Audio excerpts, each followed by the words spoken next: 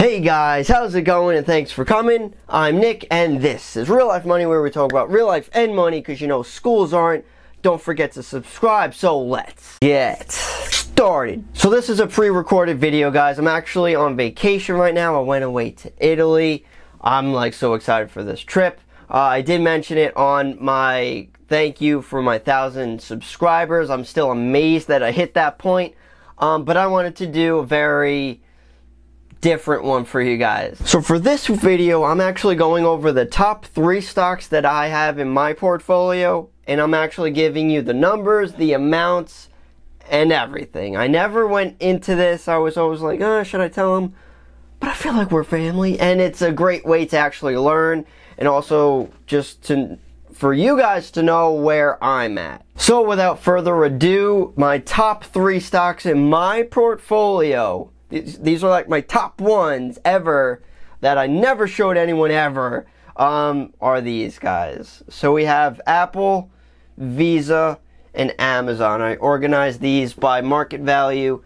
Apple have over 20,000 there, Visa just over 10,000, and Amazon pushing the $10,000 mark. So you could see the amount of shares I got in, you could see the cost it was to me, and then the market value now. So at the very end, you could also see the gains that I had on these positions. And luckily for me, my top positions are like the top returns that I have. So you can see with Apple, have 92%, Visa 76%, and Amazon 162%. So these are crazy numbers every single time that I look at it, guys. Now, I have been holding these for years now. Apple, I probably got in maybe 2015, 2016 or so. I'm going to show you guys, like, my last trades and everything like that. But yeah, Apple, I got in for a while now, and I've been buying throughout the years. Visa, kind of the same thing. And Amazon, I actually only bought once the day Trump got elected, because they dropped, just because I guess everyone thought the world was going to end. So they dropped, and I'm like, hey, I'm going to buy in because I saw, you know, a future for Amazon, and thank God I did. Regretting that I didn't buy more, but whatever. So going into my last purchase that I had for Apple, you could see right here, I bought 25 shares at the cost of $159.18. 25, I think I just said 25 shares, but just under $4,000. My last one for Visa, we could see I bought 22 shares at around $118, and that cost me around $2,600. And Amazon, I actually don't have the specific one because I originally had Scottrade, and they were bought out by Ameritrade, TD Ameritrade, so that's who I have now. I'm not sure if there was any issues between that. So for right now anyway, I'm not finding anything, but I will show you charts. So starting off with the top return player is Amazon. You could see this is their 3-year chart. I got in at the end of 2016. That's when Trump got elected, and 2017 they rose over 55%, and so far they're over 70% in 2018. So that's basically the chart of Amazon. They have been taking off over $2,000 a share. I got in, I think it was around $800 a share. Next holdings is Apple. They are around $224 a share. They are over $1 trillion market cap at this moment. Again, I'm not sure if I got in 2015, 2016, but you could see the most recent purchase I got in early 2018, because that was when the correction was happening. Everything was going down, and I actually bought in, and they jumped after that. I made over 30% just this year alone. Like I said before, I've been buying Apple for years now. I remember I got a couple shares went before their split.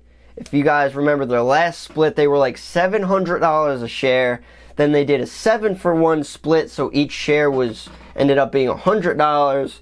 So initially I got in at around $100 mark. And the next top guy is Visa. Again, I've been playing with them for years now. They've been doing very nicely. 2017 over 45%, 2018 over 30%, and I got in again, it might have been the same day honestly, with Apple and Visa, early 2018. Again, during the correction, I got in, like you saw before, around $120. Now they're $150. So those are my top 3 stocks that I have in my portfolio, guys. Never showed these to anyone ever. If you're interested in some of my other holdings, just let me know. I do love these companies, especially for the future. That's why I got into them. To be completely honest, that's when I didn't know too much about it. And I'm like, but I just thought of people and what they use their money on, where their focus was, what they're using. Everyone had iPhones. Everyone was online buying stuff off of Amazon. And what are they using it to buy with? Credit cards. So, without going into too much detail, honestly, just those facts have tremendous future growth, and they will continue to have that future growth. Now, would I suggest buying these guys right now? Not necessarily, because they could be at, I know kind of all of them are at a high point right now. Don't get me wrong, they'll probably be higher in like 5+ years. But I would wait for another pullback. They're not the best buys for right now. Great companies, but not the best buys right now, like best valuations.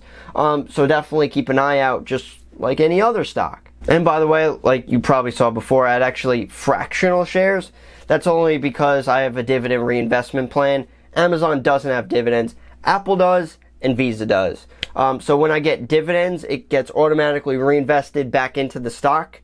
And if it's less than 1 share, then I get fractional shares. So that's kind of it. I just wanted to give you that update. I think this was a little tough for me because I never was open about this stuff. But I do want to be transparent for you guys so you understand what I'm about. And I could definitely, if anyone has questions about it, this is kind of more of my backstory now. So thank you so much for watching, guys. And I'll see ya in the next one.